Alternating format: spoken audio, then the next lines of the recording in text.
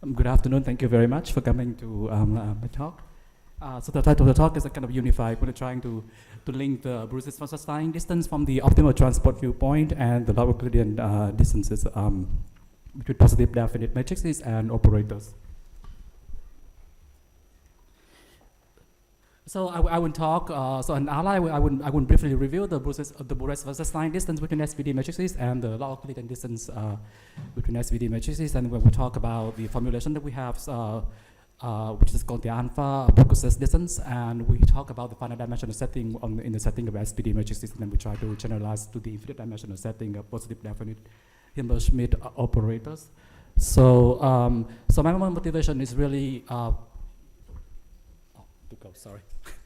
So my motivation is really from applications. So SVD matrices actually have a lot of applications. What they appear everywhere in mathematics, and they're very important in information geometry. But they have a lot of practical applications. There are a lot of applications in brain imaging. We have applications in numerous applications in computer vision, and radar signal processing, brain-computer interfaces, etc. So there are a huge number of applications, and a lot of them actually have been carried out here in France. So this is really actually my motivation for studying the different distances and divergences between SVD matrices and the generalization to the case of operators. It's really for machine learning and applications in vision, in image, and signal processing, and so on. So we have a lot of the set of SVD matrices is actually very rich in mathematical structures. So we have in geometrical structures there are a lot of distances, too many distances. We have a very simple, very nice, easy to compute Euclidean distance. We have the Riemannian manifold viewpoint. We have the affine invariant Riemannian distance, where we have a very nice formula there, and then also we have the Euclidean distance, and we have. From the optimal transport viewpoint, we have the Bures Wasserstein pressure distance. So it also has a nice and closed form formula. It's given over there, and it's also can also be given a Riemannian geometric structure. So and recently, actually, there are last year there are two very nice papers. One is by Chen and Lim, and one is by Luigi Malago and Montrucchio and Giovanni Pistone on the Wasserstein Riemannian geometry of Gaussian density. So the talk that I'm going to present is basically it's kind of inspired by these two papers and can be considered as kind of a follow-up of these two papers. So I would just mention actually that we also have like kind of the convex component. We have the different divergences, the kind of the alpha log determined divergences we have. So there are a lot of different distances and divergences, and in applications normally we just pick one distance or one or two distances or divergences and compare them to see which one is better, but it's not really clear which one is actually optimal for a particular application at hand. So, and even at the moment, even now, I think it's still not clear at all. So let me mention briefly a few lines of work. We have the work of Dryden et al. In 2009 with something called the power Euclidean distance. I will mention the formula later. I've got links the Euclidean and the log Euclidean distances together, and then we have the work of Chichoki and Amari in 2015, something called the alpha beta log determined divergences. And this one, it's a very rich family, and it includes the alpha log divergences and the affine invariant Riemannian distances. So this also includes the KL divergences. And then we have the work this year coming up next by Vedas and Penek on something called the power affine matrix that has such a very rich family of affine invariant Riemannian matrix. And so I'm going to present a work that links the Bures Wasserstein and log Euclidean distance and the Riemannian matrix together, and we will try to generalize it to the infinite dimensional setting, and I will explain a little bit why we actually want to do this. So the background of the Wasserstein distance, we have this is kind of the L2 Wasserstein distance between two Gaussian measures in Rn. So it has been, in this case, that's a very nice closed form formula. It has been worked out many years ago. That's the formula over there. So you've got both the mean and the distance between the covariance matrices. And so, of course, with the mean are the same, and we have a nice formula for the distance between two SVD matrices. And now, from a process distance viewpoint, this distance is also kind of the result of an optimization problem. So the kind of the distance between A and B is given by the optimization over there. I'm not quite sure what I can use this. This one is for pointing, right? No? Yeah. So it's given by this optimization problem here. So actually I will be using this optimization problem as my starting point for the later, for the alpha process distance.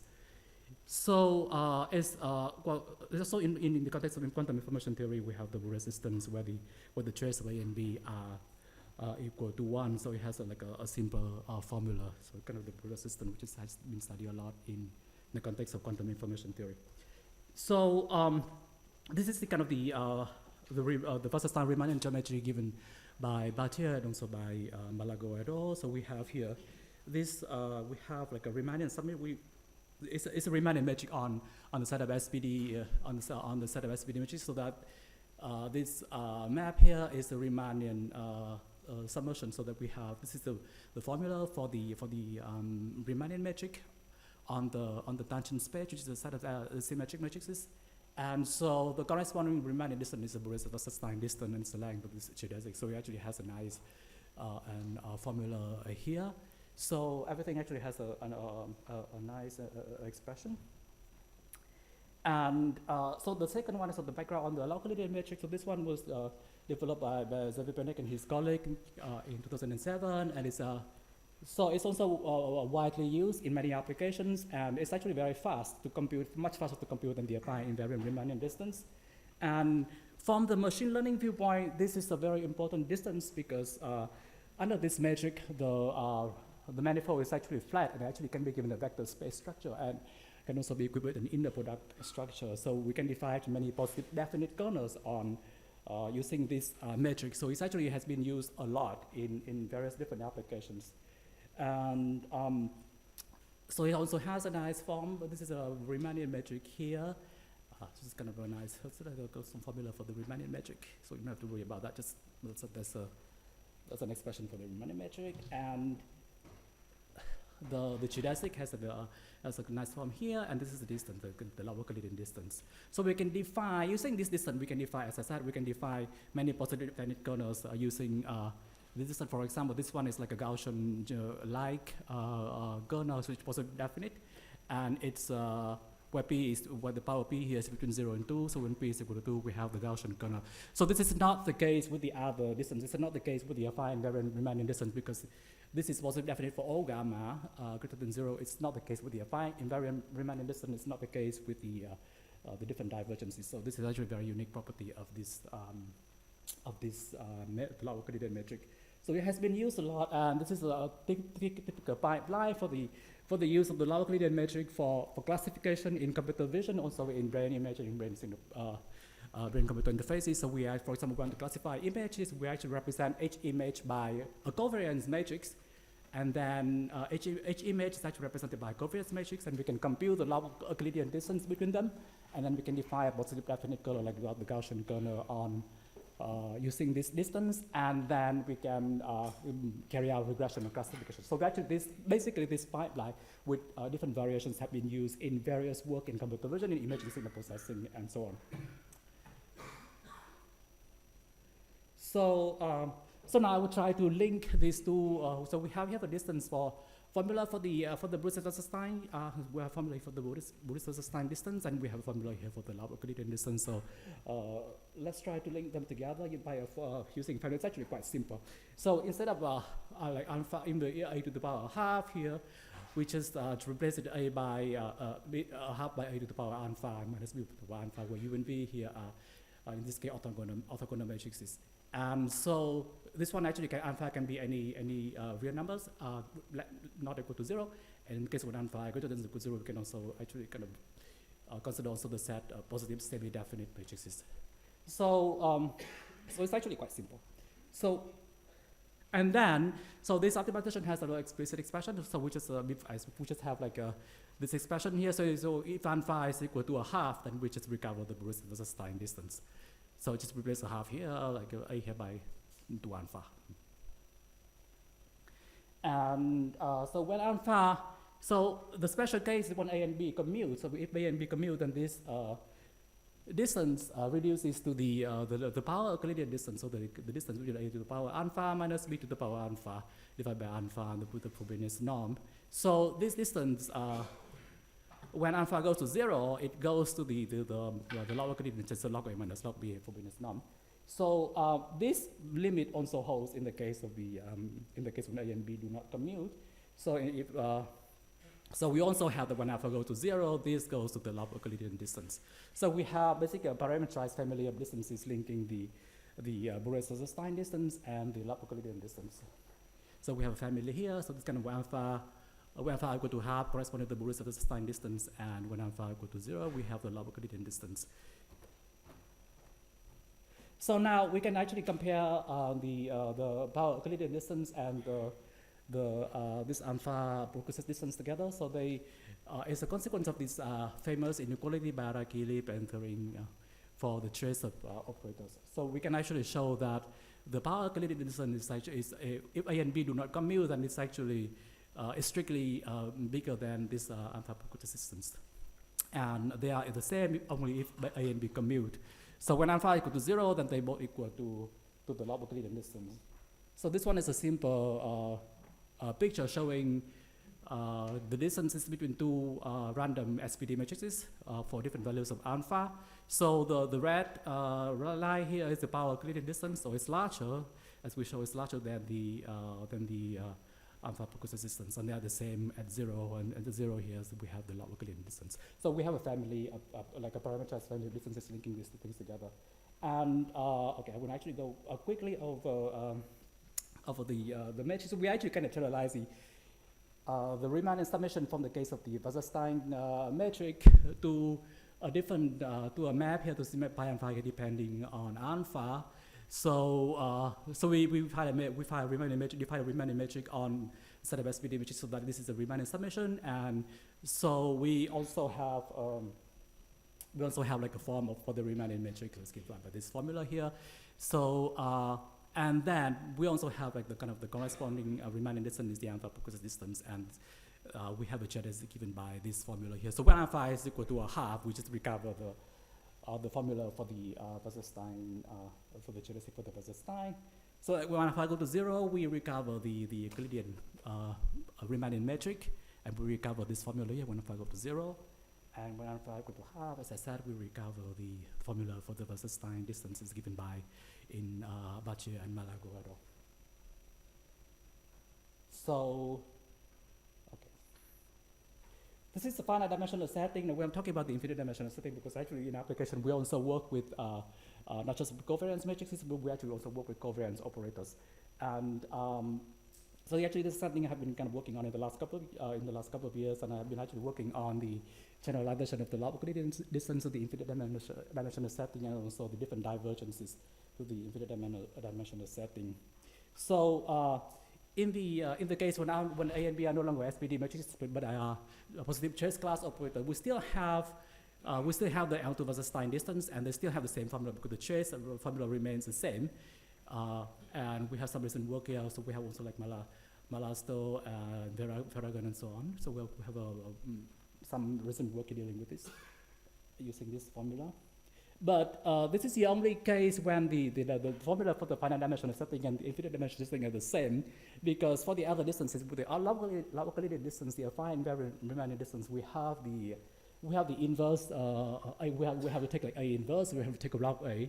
Now, if A and B are trace class operators, and they have infinitely many eigenvalues that go to 0, so the inverse will be unbounded, and the log, because log will go to negative infinity, so the log will be unbounded as well. And so we need to do a form of regularization. So this is actually for the affine Riemann distance, it was actually carried out by Rotunda in 2007 and his colleagues. So basically, consider the set of the form A plus gamma I, where A here is a positive, A here is a Hilbert Schmidt operator plus a factor of gamma I. So I the identity matrix. So actually, consider this as a generalization of the set of SPD matrices. And so Rotunda actually consider something we call the, so here this is the simplest one is the generalization of the log Euclidean distance of the infinite dimensional setting, where instead of log of A minus log of B, we actually consider log A plus gamma I minus log of B plus nu I, or some gamma I nu.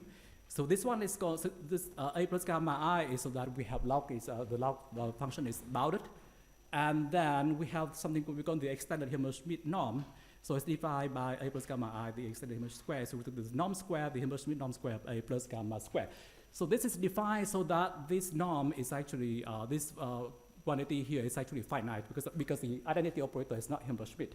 Because if we just use the Hilbert-Schmidt norm, then this side will be infinite. So that's why we use the extended Hilbert-Schmidt norm along with the extended Hilbert-Schmidt inner product. So it's defined so that we A plus gamma I, where the gamma and where I and where identity operator is orthogonal to the Hilbert-Schmidt operators. Okay. So this actually has been applied in the applications, and we have several formulations for actually applying this in different applications.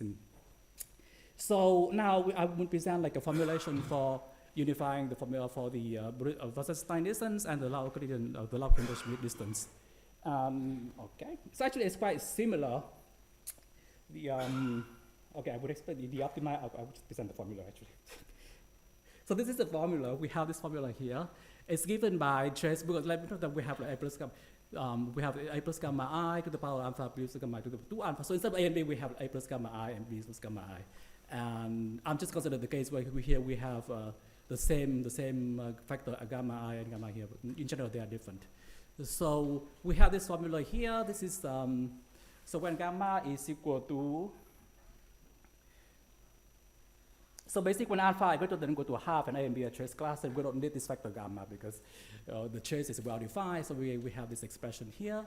And when gamma is equal to a half, when alpha is equal to a half, we recover the Wasserstein distance. Now, of course, when alpha goes to 0, we need the factor, when alpha goes to 0, we need the factor gamma I here because otherwise the log is not verified. So when alpha goes to 0, we can also show that we recover the log Hilbert-Schmidt distance. And okay, so everything here, okay, because I don't have time, so I will not explain this. But in the case when these trace class operate, when A and B are actually Hilbert-Schmidt, I'm sorry, A and B are covariance operators in the reproducing kernel Hilbert spaces, we actually have closed form formulas for this distance. If we have C here, this is a covariance operators in RKHS. This is a covariance operator in RKHS. In this case, we actually have a closed form formulas expressed in terms of the different gram matrices corresponding to a kernel gram matrix.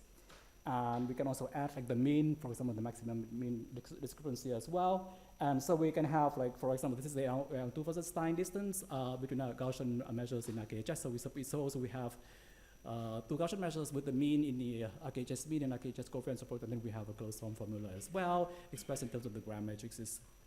Okay, because since actually I don't have so much time, so then I will just, okay. So I actually don't have any fancy application at the moment, but so the idea is actually we would try, so we have a formulation for linking the log Euclidean distance metric and the Bures-Wasserstein metric. It would be nice to incorporate the DFI and very remanded metric in some form, and with practical application to this family. And the extended version is actually available on archive. So as I said, actually, in the setting that I talk about at the very end, the formulas can all be computed in closed form. And in the case of the log Hilbert-Schmidt metric, we actually already have different applications in computer vision. And so I will hope to do the same for the Bures-Wasserstein distance in the RKHS setting. So I will stop here. And I'm sorry, but it's too fast.